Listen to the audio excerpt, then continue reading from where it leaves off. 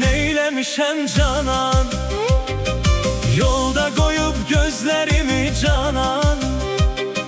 Gelmemezlik eder mi hiç insan? Ne günahım var ki benim nöksan?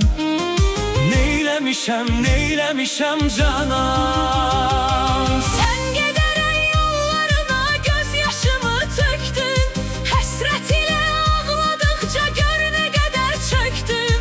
O genç yaşımdan da eser kalmayıp ey yarım. Tükendi hiç taqətimdə qalmayıp ey zalım. Sen gederen yollarına gözyaşımı töktün. Həsrət ile ağladıkça gör ne kadar çöktüm. O genç yaşımdan da eser kalmayıp ey yarım. Tükendi hiç taqətimdə qalmayıp ey zalım.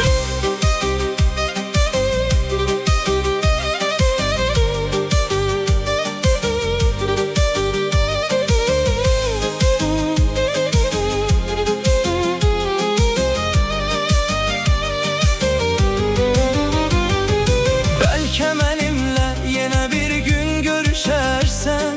Yaş süzülerken yanağımdan üzülersen.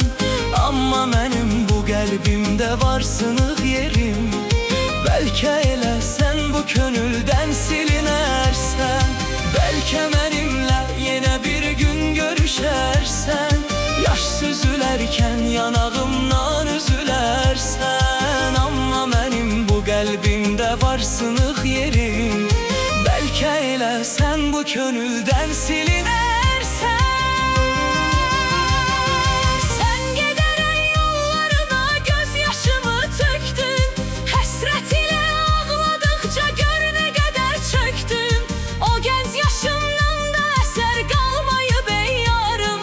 Tükendi hiç taqətimdə qalmayıp ey zalım.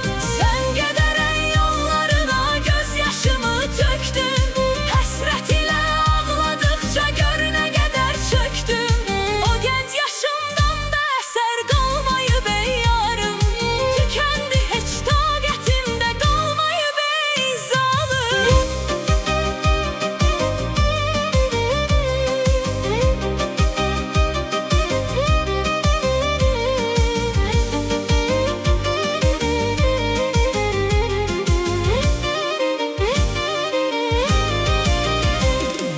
Ben mi görem sevenmedim ilahi yar düzgün.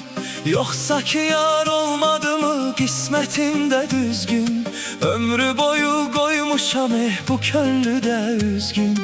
Hayallarla ovunmuşam yaşlı üzüm gülsün. Ben mi görem sevenmedim